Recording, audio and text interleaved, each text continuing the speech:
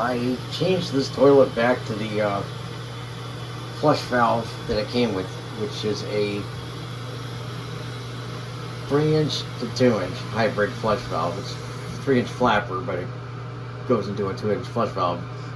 It originally came with the toilet. I'd swapped that out for a 211 flush tower, but I was finding that the flush was weak, way weaker than it should be. This is actually better, but I feel like the flapper cuts out way too soon. This is how it should flush.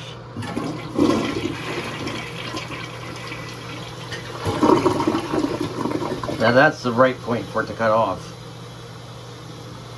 And there's a couple times where it almost doesn't siphon out, but the flush seems stronger and better.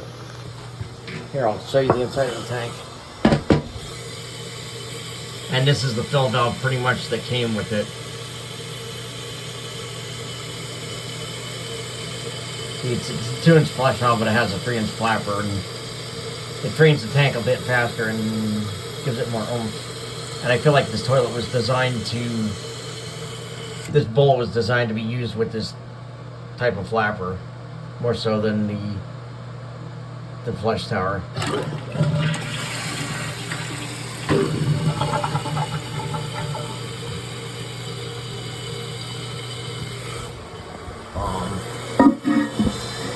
This toilet's been pretty decent, but I am going to be replacing it with a Mansfield Summit Elongated comfort height. The bowl is on its way, and I already have a tank for it, and the bowl is on its way and should be here probably between Wednesday and Friday, I'm guessing, according to eBay.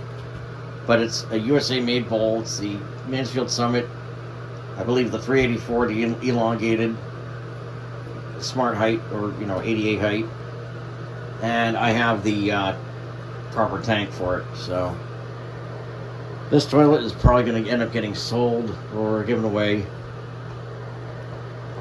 So, all right, that's all.